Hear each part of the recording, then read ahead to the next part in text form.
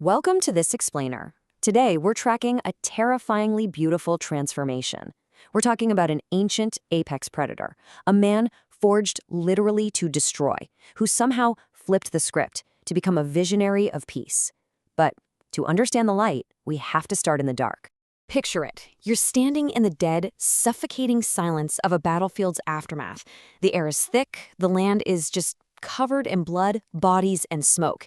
Before we even name the architect of this staggering slaughter, you really need to feel the sheer crushing weight of what just happened here. And that brings us to a really haunting mystery. What actually happens when a ruthless conqueror finally sees the true face of war?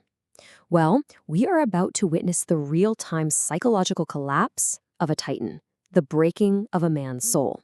And out of all that ash, the unexpected birth of something completely new. Let's dive right into Section 1, A Prince Forged in War. Meet Ashoka. He's the grandson of Chandragupta Maurya, the guy who founded one of India's absolute greatest dynasties. So Ashoka was born into immense power. And I mean, he was raised from his first breath to be a weapon. His youth spent mastering the art of ruthless warfare. When he inherits the vast Mauryan Empire around 268 BCE, it just isn't enough for him. He harbors this terrifying, unquenchable ambition. He wants absolute control over the entire Indian subcontinent. Which brings us to Section 2, the March on Kalinga. An unstoppable storm starts gathering, moving relentlessly toward the eastern coast of India. It's a classic clash of titans. On one side, you have the Mauryan Empire. They're vast, aggressively expanding, and hungry for absolute dominance. On the other side, the kingdom of Kalinga. Prosperous, rich in trade, packing immense military strength. But crucially, they were fiercely independent. They were a wealthy state that actually dared to look Ashoka in the eye and defy him. Kalinga flat out refused to submit. In Ashoka, he didn't see this as some diplomatic hurdle to negotiate. No, he saw it as an opportunity, a dark, twisted excuse to completely unleash his terrifying war machine. And just like that, the invasion began. Moving into Section 3, A Landscape of Blood. What happens next is not your typical tale of glorious military victory. It was a descending nightmare. We're talking over 100,000 people killed, thousands more wounded, entire villages completely wiped off the map, just burned to ash, families ripped apart forever. I mean, those numbers are almost too massive to wrap your head around, right? But remember, each one represents a broken life. This wasn't a battle, it was an annihilation. But Ashoka had won. The cold, hollow military objective? Achieved. The enemy was totally crushed. Yet, as the deafening cries of the soldiers, the women, and the children slowly faded out into this haunting silence, the grim reality of his so-called victory finally started to set in. Because as you can see, this was not glory. Imagine the emperor, this apex predator we talked about, walking through the blood-soaked mud of the ruins. The adrenaline of the fight fades away. He looks around. He doesn't see conquered territory. He sees dead soldiers. He sees destroyed homes. He sees grieving mothers weeping over the fallen. This was pure horror. And the total psychological collapse of the emperor happens right here, right in the ashes of Kalinga.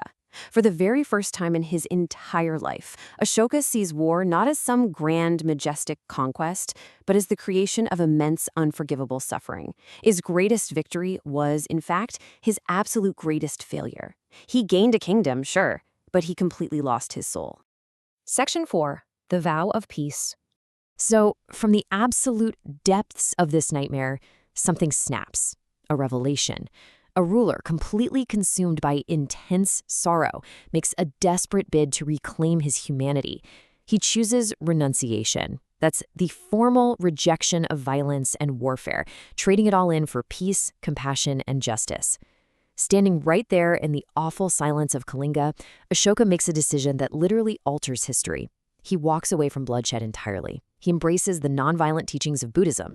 It's an empire reborn from ashes. Think about it. He took all that absolute power, all that immense energy once used to destroy, and he methodically channeled it into life.